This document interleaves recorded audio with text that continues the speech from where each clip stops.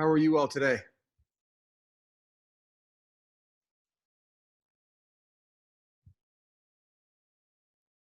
Tired?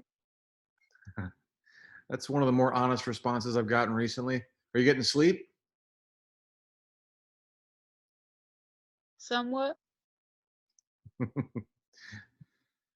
All right. Let's see. We've got Deanna and Destiny joining. I'm going to give folks a few more moments before we get started. Is there anything that I can help with as people are joining, either about the blog or about anything at all related to school or anything at all related to not school that's on your mind? I'm open for a couple minutes while people are still joining.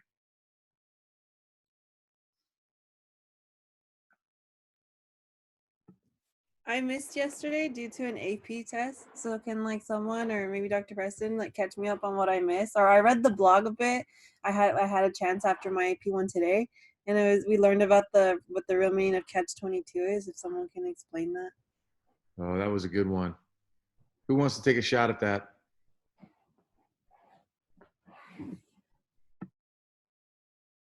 I'll chime in afterward, but I'm really curious to hear what you guys thought. From the yesterday's reading, Yeah. the catch-22 turned out to be a phrase of practically a logic that you're trapped in mentally, and I think only mentally. Basically, it's at a state where I can't. It's a bit difficult to explain it than understanding it. Basically, you have your mind trapped on an option of um, not coming out, but in a situation where you can't leave Mhm. physically, but you can leave also mentally. And I think it's just a phrase, and knowing that your mind is trapped somewhere with only an option of uh you I can't really I don't remember the It's tricky. options. It's that, and the whole point of this is that it's so tricky that it seems simple, and then all of a sudden it's not, and you feel trapped. So I'm going to try and give it a shot, and if I get this wrong, will someone please correct me?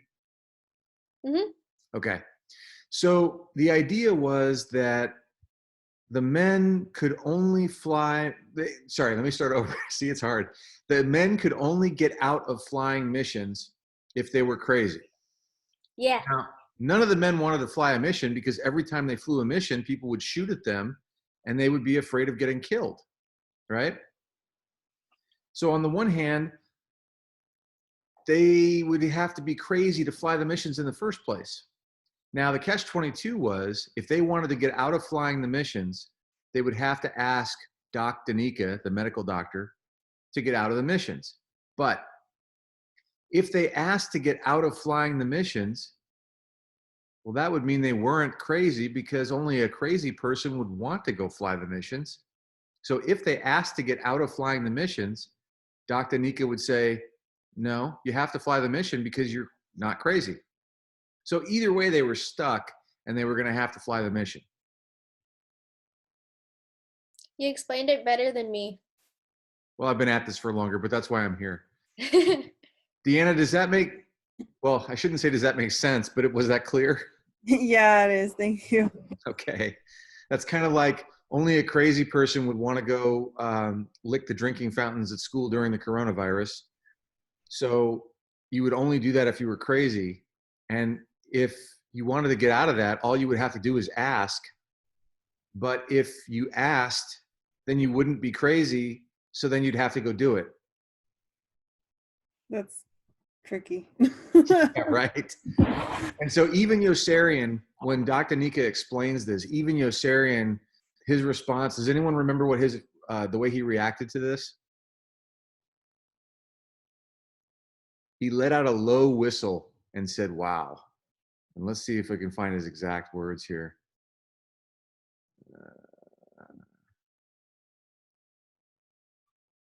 Oh, this is the T.S. Eliot part. So I scrolled the wrong way. And if you're following along on the course blog, I'm actually using You know what? Here, let me do this. I'm going to share my screen so that you can see this. I think this is the right one. All right. Now, do you see the text from the course blog? You mean Catch 22, right? Yeah.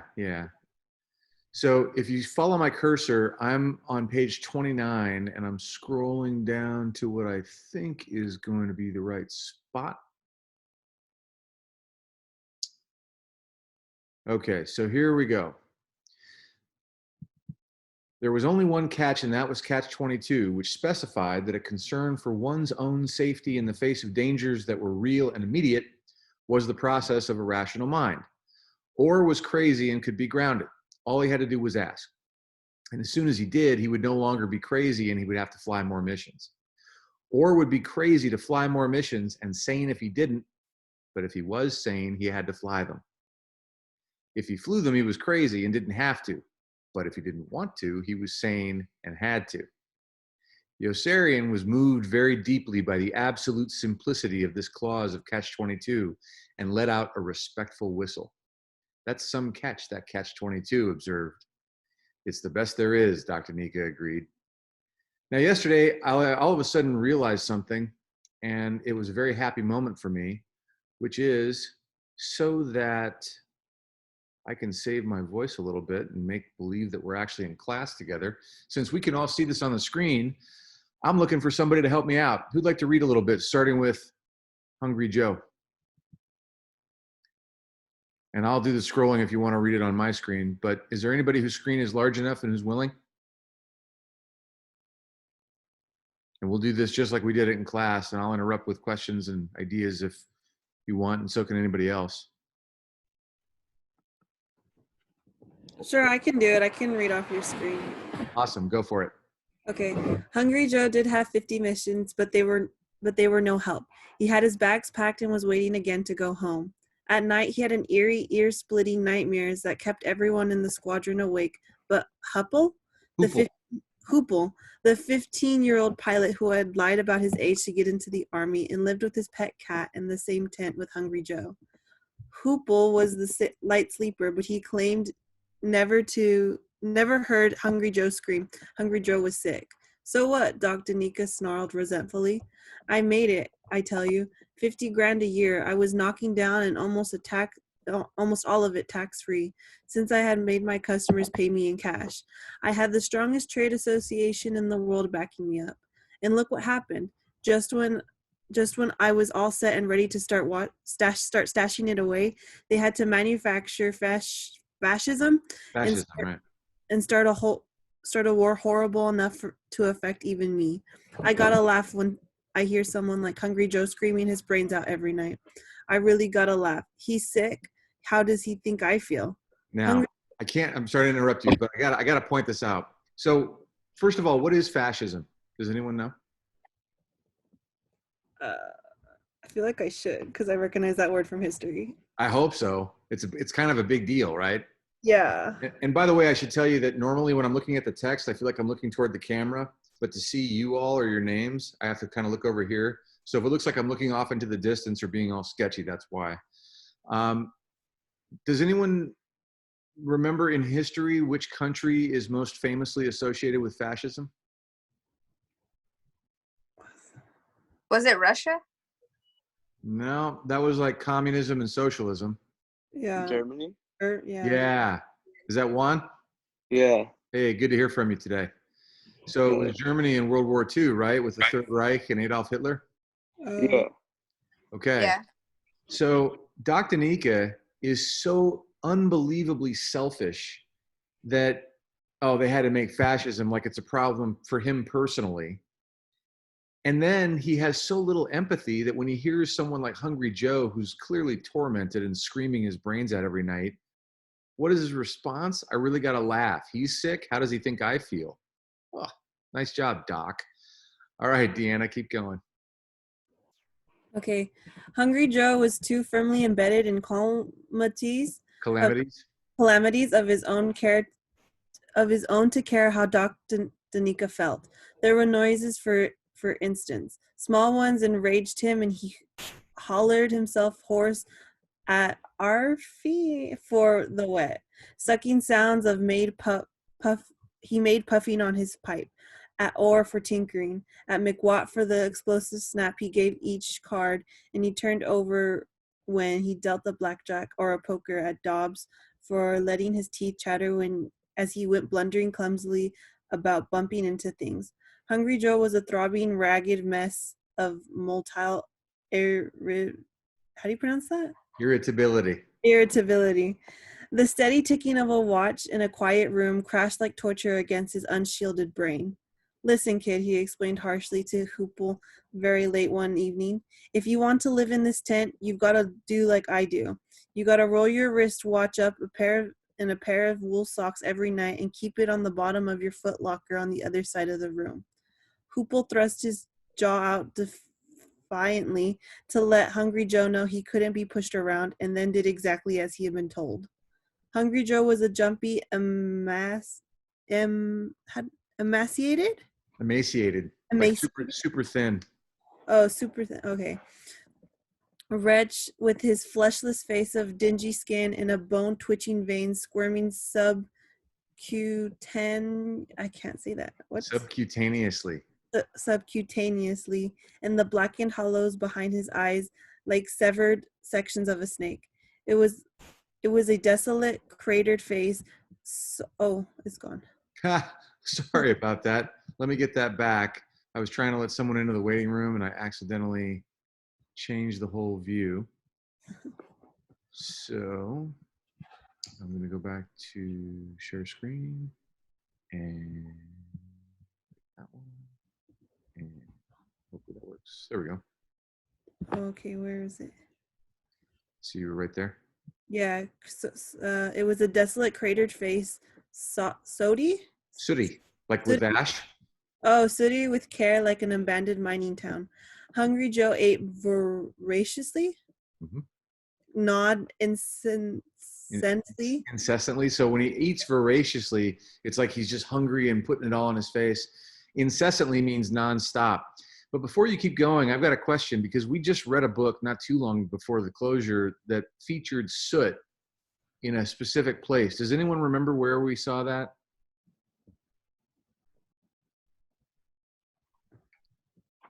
I'll give you a hint. It was on a train between two important settings in a novel.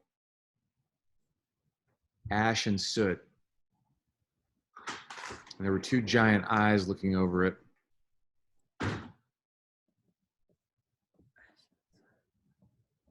No guesses? Think about the books that we read. Fahrenheit 451 and The Great Gatsby. It was that second one. Remember The Valley of Ash? The Eyes of Dr. T.J. Eckelberg? Oh, yeah. Yeah, so we've seen soot before. I just wanted to bring that back. Okay. Okay, so here we have Hungry Joe eating voraciously and gnawing incessantly, Deanna. Gnawing incessantly at the tips of his fingers, stammered, choked, itched, sweat, salivated, and sprang from spot to spot frantically with an intricate black camera with which he was always trying to take pictures of naked girls. They never came out.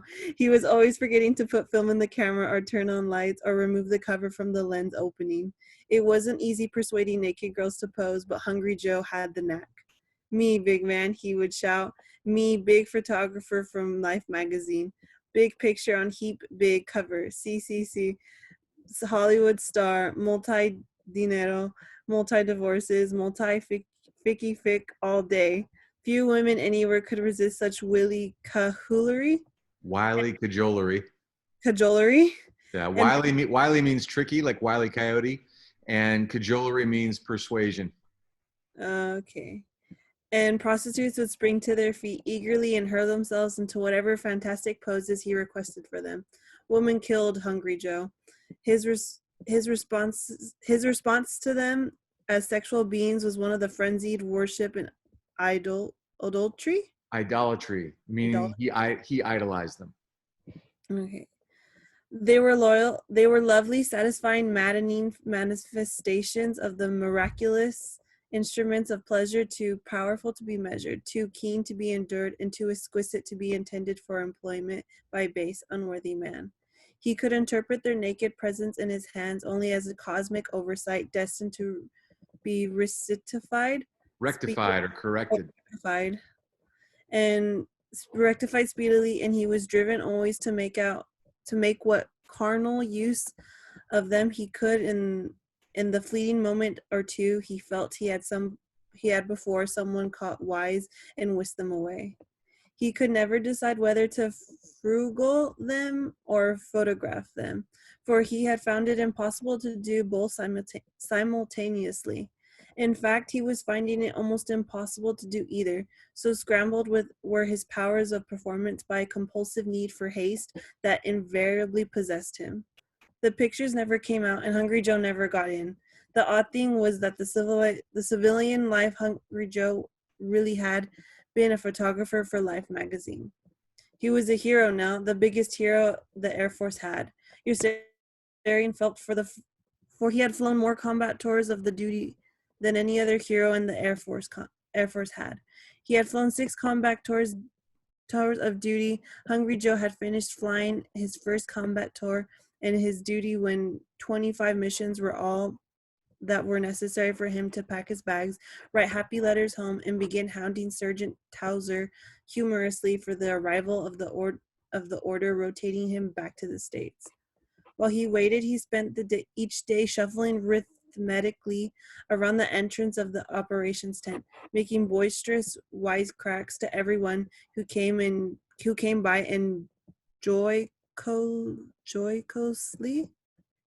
how do you pronounce that? Jocosely, calling Sergeant Towser a lousy son of a bitch every time Sergeant Towser popped out of the orderly room. Do I keep going? Would you like somebody else to read? Do you mind if someone else can? Not at all. Pick them. Well, I don't know. Whoever's willing to and can. Anybody willing?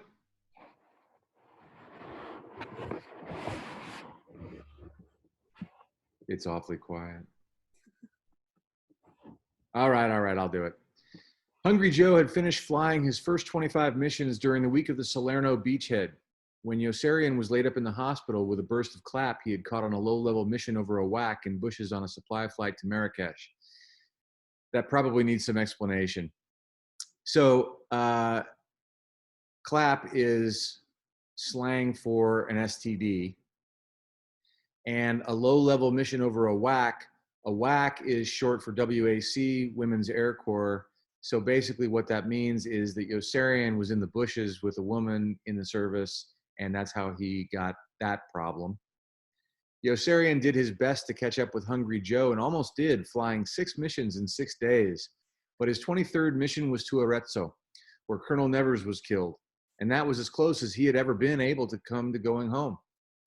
The next day, Colonel Cathcart was there, brimming with tough pride in his new outfit and celebrating his assumption of command by raising the number of missions required from 25 to 30. Hungry Joe unpacked his bags and rewrote the happy letters home. He stopped hounding Sergeant Towser humorously. He began hating Sergeant Towser, focusing all blame upon him venomously, even though he knew Sergeant Towser had nothing to do with the arrival of Colonel Cathcart or the delay in processing of shipping orders that might have rescued him 7 days earlier and 5 times since. Now, we met Hungry Joe as literally Hungry Joe, this super thin guy who's got all these mental demons and he's screaming at night and eating furiously and trying to take naked pictures of women. But what we're finding now is something slightly different out of all the characters we've met so far. So far, most of the characters we met were sort of like self-interested. They were smart alecks. They didn't do their jobs. They cut corners and took shortcuts and even faked being sick or injured to like be in the hospital and relax. But Yossarian, for the first time, expresses legitimate admiration for a character that was a hero. Hungry Joe flew more missions than anyone. But now what we're seeing is the effect of doing the right thing under really, really what you might consider wrong circumstances. And Hungry Joe is going from good-natured and honorable to foul-tempered and as we see what happens next, I'm guessing we're going to see more steps on his way to really kind of going a little crazy. Hungry Joe could no longer stand the strain of waiting for shipping orders and crumbled promptly into ruin every time he finished another tour of duty.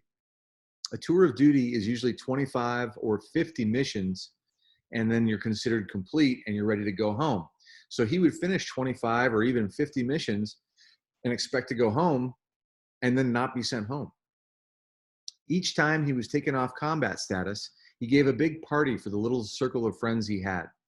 He broke out the bottles of bourbon he had managed to buy on his 4-day weekly circuits with the courier plane and laughed, sang, shuffled, and shouted in a festival of inebriated or drunken ecstasy until he could no longer keep awake and receded peacefully into slumber.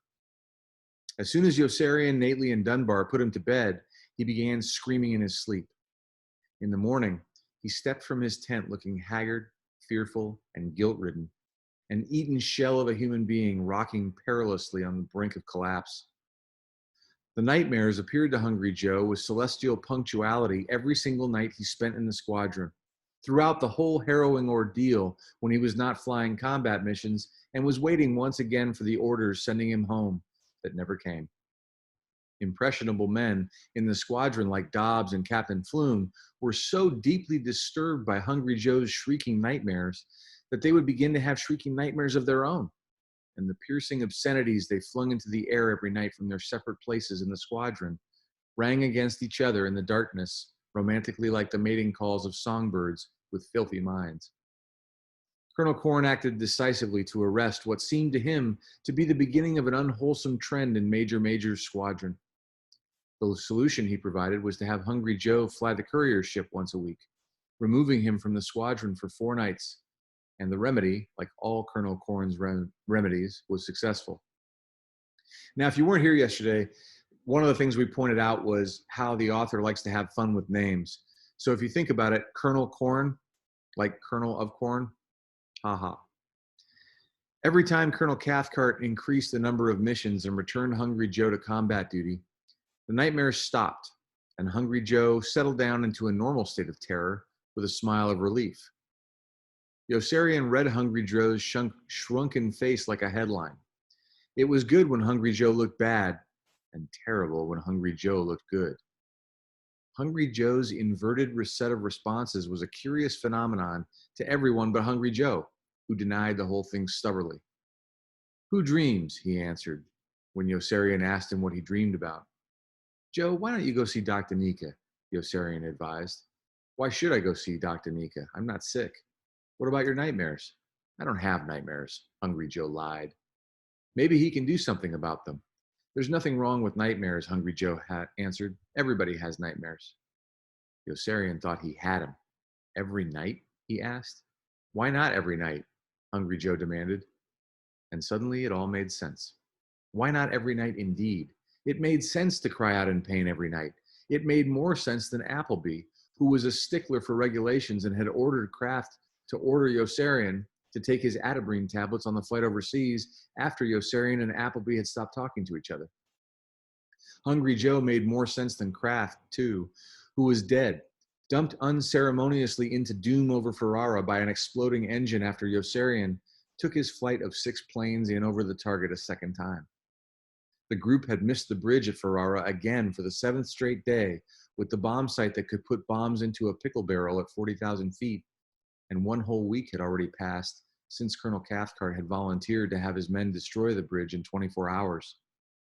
Kraft was a skinny, harmless kid from Pennsylvania who only wanted to be liked and was destined to be disappointed in even so humble and degrading an ambition. Instead of being liked, he was dead, a bleeding cinder on the barbarous pile whom nobody had heard in those last precious moments while the plane with 1 wing plummeted. He had lived innocuously for a little while and then had gone down in flame over Ferrara on the 7th day while God was resting, when McWatt turned and Yossarian guided him in over the target on a second bomb run because Arfie was confused and Yossarian had been unable to drop his bombs the first time. Now, we're about to go into that story in detail because that's the way Heller structures this novel. But before we do, I want to be clear, because this is what I'm thinking about posting today as a writing prompt. Why is it that Yossarian thinks Hungry Joe makes more sense than the other people in the squadron? I mean, Hungry Joe is in pain. He's having nightmares. But why all of a sudden does the author say, and suddenly it all made sense? What are your thoughts?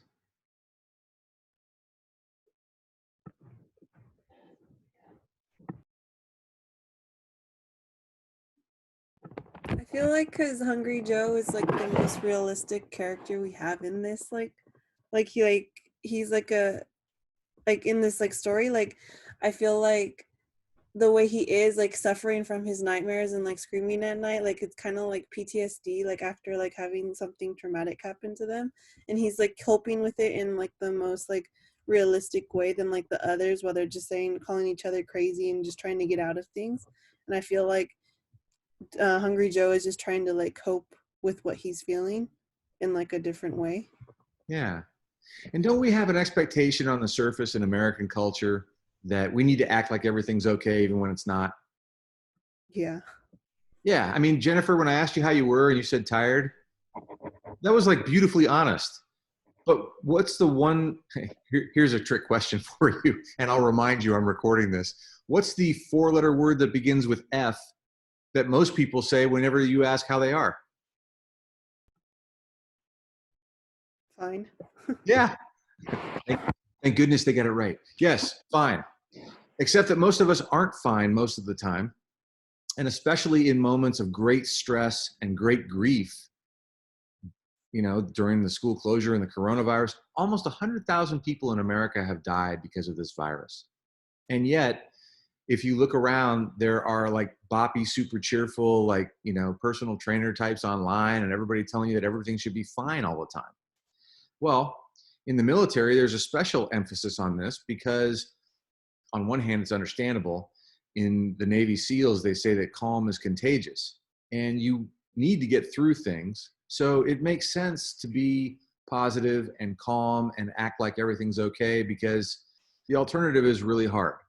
And most of the time, and you all know me, I live my life that way because it's a choice. But what happens when you're in pain?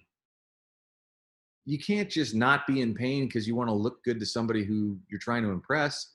People try that all the time. You know how well it works.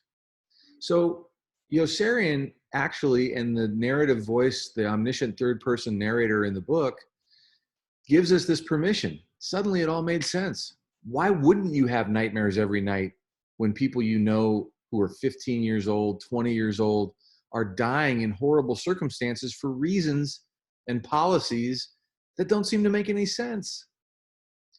And in a way, that's why this book is so powerful, because on the one hand, we have the humor and we have the dialogue and the wit, but we also have at a very deep level a sense of humanity that goes through all of that. Joseph Heller is showing us characters that are deeply flawed and sometimes like funny, but it's also giving us permission to recognize that we all have within us a sense of what's right and wrong. And sometimes we look at things and go, oh my God, that is so wrong. And if we can't conquer it, if we can't change it, where do we put that? Well, for Hungry Joe, it comes out in his nightmares. So I'm going to pause on that. I'm going to hit stop share for the moment. And I'm going to remind us of a couple of things, if I can manage to do this without sneezing first. I'm sitting right underneath an air conditioner. Number one, if you are in the AP class, our last prep meeting is today in a half an hour. And I'm going to be giving some answers to any questions that people have. I'm going to be going over materials for the exam. And I'm going to be posting that cheat sheet. It's not really a cheat sheet because I get to, that you'll be able to use on the day of the exam. If you have a younger sibling, not anybody specific, but Emma, or your grandparents really love Dr. Seuss, today at 3 o'clock, we're going to have this week's installment of Family Storytime. And even if your younger siblings or your grandmother is a terrible behavior case and really noisy, you're welcome to come on and mute your mic. Or you can just email me and I'll send you a copy of the recording later. I'm not going to post those on the course blog just because we've got some young kids and I want to be protective, but I'm happy to share that. And you know what? You don't have to have a younger sibling or a grandparent. If you just want to hang out and read Dr. Seuss, you're more than welcome to. For the moment, before we close, I just want to ask and give a little bit of space. Does anybody have any questions or comments for us to consider?